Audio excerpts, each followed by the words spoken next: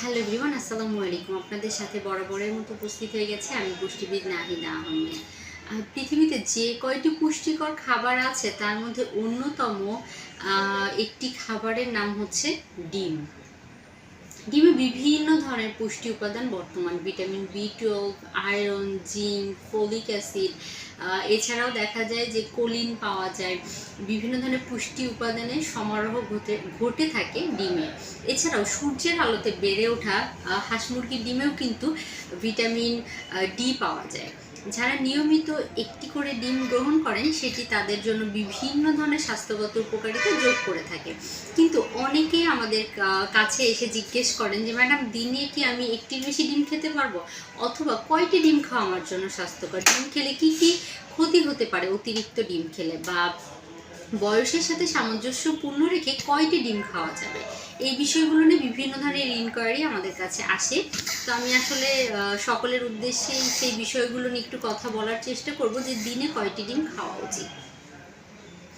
সবার প্রথমে বলতে চাই যে দিনে কয়টি ডিম খাওয়া উচিত এটি নির্ভর করে আপনার বয়স কত, আপনি প্রতিদিন কতটুকু অ্যাক্টিভিটিস করছেন, বা আপনি কী কী ধরনের ফিজিক্যাল অ্যাক্টিভিটিস করে থাকেন সেই বিষয়টির উপরে। সেজন্য আপনি দিনে কয়টি ডিম খাবেন, আপনার ওজন কত, আপনার শরীরে কমপ্লিকেসি আছে নাকি, বা শরীরের নিডস কত, এই বিষয়গুলো অবশ্যই মাথায় রাখতে হবে।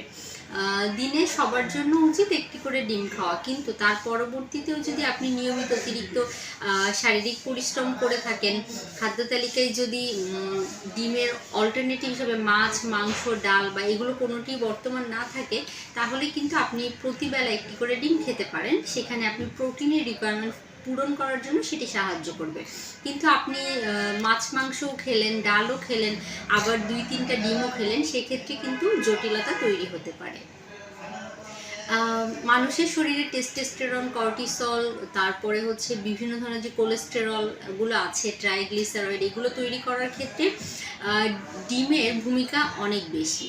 কিন্তু আবার অতিরিক্ত রক্তের চর্বির পরিমাণ যদি বেড়ে যায়, সেটি কিন্তু আপনার অকাল মৃত্যুর কারণও হতে পারে। সেজন্য আপনি দিনে অন্যান্য খাবার কতটুকু খাচ্ছেন, বা ফার্স্ট ক্লাস প্রোটিন জাতীয় খাবার কতটুকু খাচ্ছেন, সেটির সাথে ব্যালেন্স করেই খেতে হবে ডিম। অনেকের ক্ষেত্রে দেখা যায় বিভিন্ন ধরনের কাটা ছেঁড়া বা পুড়ে যাওয়া বা জ্বর, বিভিন্ন ধরনের কমপ্লিকেসি থাকে। তাদের ক্ষেত্রে যেহেতু শরীরে প্রোটিনের রিকোয়ারমেন্ট বেড়ে যায়, তখন কিন্তু আমরা বলে থাকি যে তারা দিনে